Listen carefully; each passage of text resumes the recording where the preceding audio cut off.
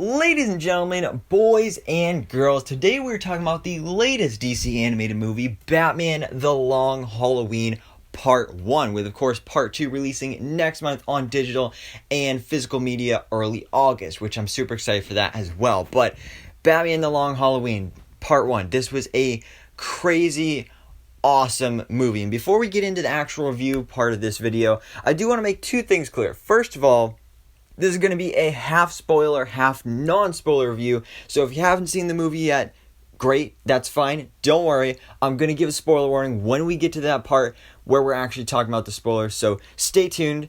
But also the other thing I want to make clear is that I have not actually read the Batman The Long Halloween comic storyline. So I don't want to see any spoilers in the comments because I have no idea who the Holiday Killer is, and everybody else that has not read the comic probably doesn't either. So I really don't want you to spoil that or anything else that we're going to be seeing in part 2.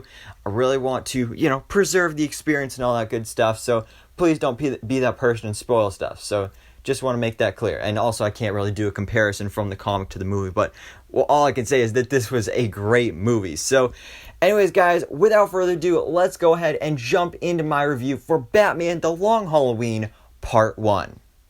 So the thing I loved about this movie the most is that it's just Batman. It's just the purest, truest form, most perfect version of Batman that I can think of. It really gave me huge vibes of Batman the Animated Series and actually makes me want to go watch some episodes of Batman the Animated Series. And just the portrayal of these characters and Gotham City itself, this dark, grungy city, was so perfect. And just how I think of Batman is what we got in this movie.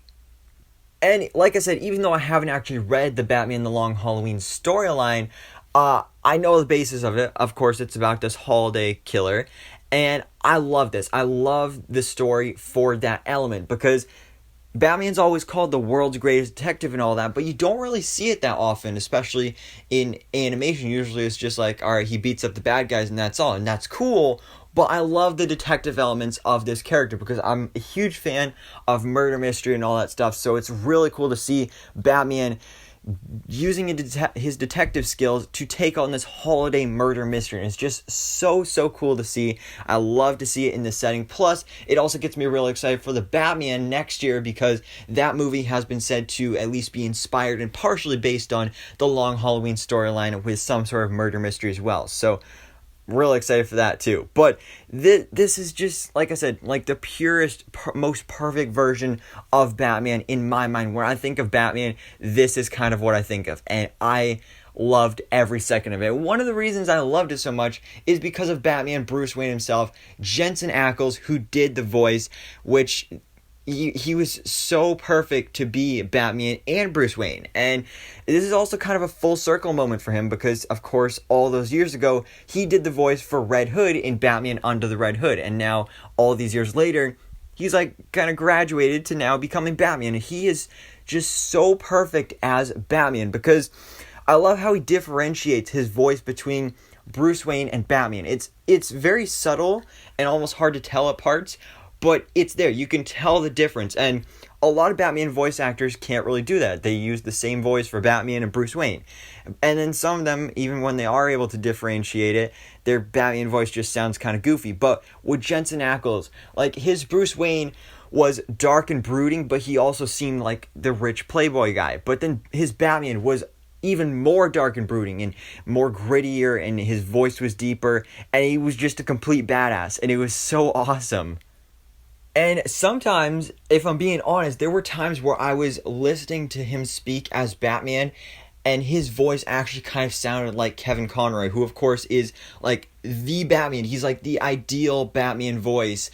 And Jensen Ackles at times actually sounded like him, which is so perfect and makes me think that Jensen Ackles could be like the next generation of Batman. Like if Kevin Conroy ever retires from doing Batman, Jensen Ackles should be next because he's so perfect for this role. But of course, where we have Batman, we also have Joker, and Troy Baker is perfect as Joker as well. He's been voicing Joker for years. I've always been a fan of his Joker, and just like how Jensen Ackles kind of sounded like Kevin Conroy, Troy Baker so much sounds like Mark Hamill's Joker, and that is so perfect. And Joker in this film was so perfect as well, just as a character. Like, his mannerisms and his actions and how he acted was just so amazing. And also his motivations, which, by the way, this is not a spoiler, but Joker is going after the Holiday Killer because he doesn't want any competition. He wants to be the number one criminal in Gotham City, and that is such a core element of his character that makes so much sense and fits in with him. So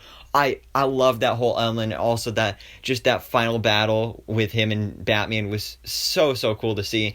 And because Troy Baker is such a perfect Joker and Jensen Ackles is such a perfect Batman, one other thing I want to mention here is that last month it was announced that we're getting a new Batman animated series for HBO Max. It's actually in development from one of the creators of Batman the Animated Series. So obviously the ideal, most obvious thing to do for that would bring back Kevin Conroy and Mark Hamill as Batman and Joker. But if they can't do that, bring in Jensen Ackles and Troy Baker. I think that would be perfect.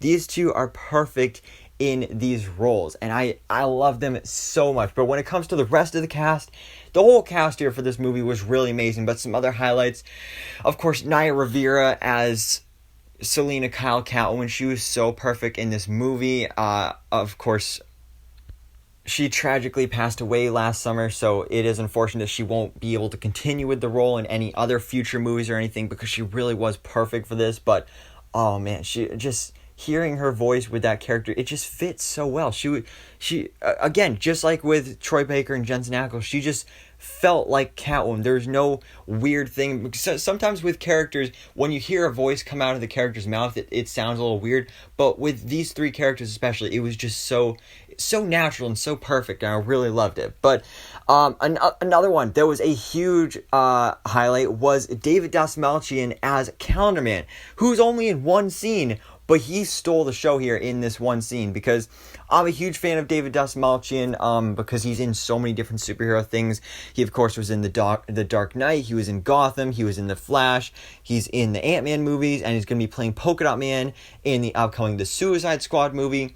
So he was perfect here as Calendar Man, which was kind of crazy and not something I was expecting, because when you think of Calendar Man, you think of this kind of goofy, obscure Batman villain. But in this movie, he was so dark and creepy and really chilling, because, I mean, first of all, bald guy with no eyebrows, of course he's creepy. But David Dastmalchian, the way he does the voice is just so unsettling, and just it was so cool and so creepy at the same time, and I just absolutely loved it. And like I said, he was only in one scene, but it was one of the best scenes in the movie because he was just so good. And I'm pretty sure he will return for part 2, so I'm really excited to see that character return. He was so good. But yeah, guys, so as you can probably tell by now, I absolutely love this movie. I feel like it was a great DC animated movie, and this is where we're going to start getting into more of the spoiler territory.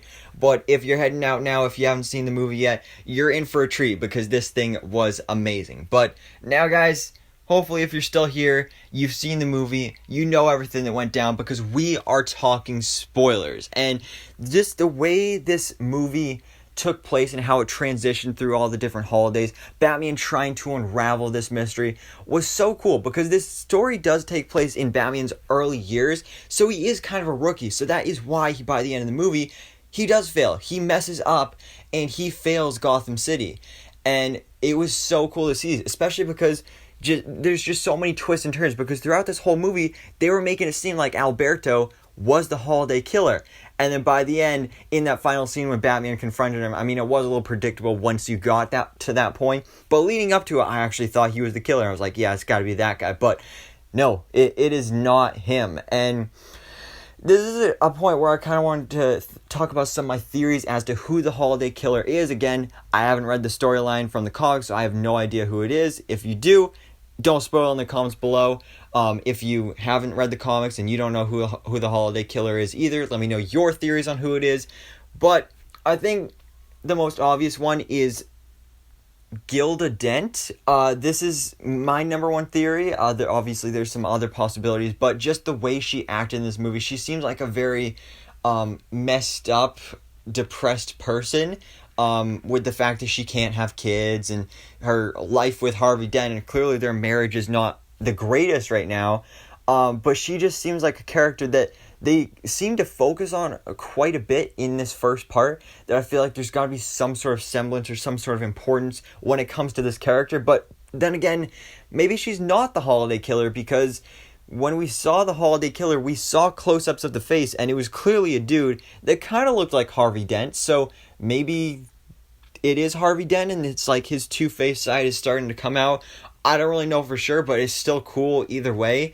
And again, if you don't know who the holiday killer is either, definitely let me know your theories in the comments below. But it was so cool. I love this mystery. And also just the idea of a killer who kills somebody on each holiday is just so cool. And it was just so cool to see all the patterns and mysteries unfold in this film.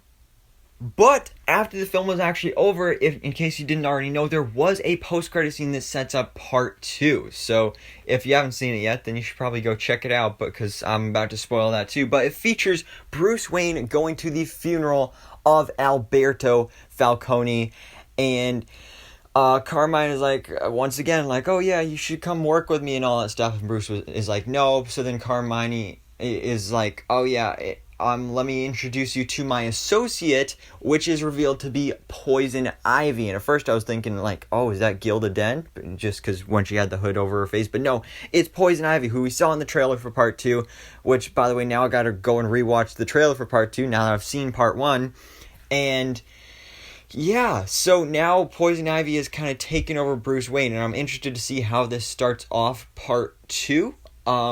Again, I'm just really excited for this, because part 2 is going to be crazy. We're getting a whole bunch of other crazy villains like Poison Ivy, and also we actually saw a bunch of villains earlier in the movie with the prison scene right before Calendar Man was there, where we saw Jervis Tetch, we saw Oswald Cobblepot, we saw Jonathan Crane in their prison cells in Arkham, and now I'm assuming they're going to escape, because we saw in the trailer that they're all going to be featured in this second part, and it's just going to be this crazy villain team up, and I'm so excited for it. We know Carmine is now decided to work with these powered, mischievous, criminal individuals, because he really has no choice at this point. But yeah, so not necessarily a post-credit scene that really gets me super duper hyped for the next movie, but still gets me excited that we're getting some Poison Ivy and all these other villains in this second part. So yeah, guys, that is my review for Batman The Long Halloween Part 1. It really was an amazing movie. It's really one of the best DC animated movies I've ever seen. It gets me really excited for Part 2. I'm actually working on, currently right now, a TikTok for my top 10 DC animated movies, and I think this might have made it to the list. So I'm really excited to put that on there. And of course, I've said all these great things about this movie, but one critique that I did want to mention, though, is that I wish that they were more clear with the time transitions, because I wish that usually that it would be like, all right, all of a sudden you go from Halloween to Thanksgiving, that there would be something that pops up on the screen that says, all right, Thanksgiving Day, or something like that, or like it's Thanksgiving, then all of a sudden December 24th, or, you know, something like that, because it was confusing. Like, I had no idea it was Thanksgiving until somebody mentioned turkey. I was like, oh, okay, because there wasn't really a clear transition there, so that is one thing I wish they would have done better. But other than that, it was an amazing movie. I really loved it. I really had a lot of fun, and again, it's just like perfect Batman. The cast is amazing. Jensen Ackles and Troy Baker, Naya Rivera, David Dastmalchian, of course, are the standouts. They're all so perfect in those roles, and I'm so excited for part 2. Again, it comes out next month. Of course, I'm going to do a review for it just like this, so stay tuned for that. And guys, let me know your thoughts in the comments below. What do you think about Batman The Long Halloween Part 1? And if you haven't read the comic book storyline and you don't know any of the spoilers, then definitely let me know your theories and predictions as well for part 2. But guys, thanks so much for watching. Please drop a like if you enjoyed this video, and hit the subscribe button so I can keep you up to date on everything that goes on in the DC life.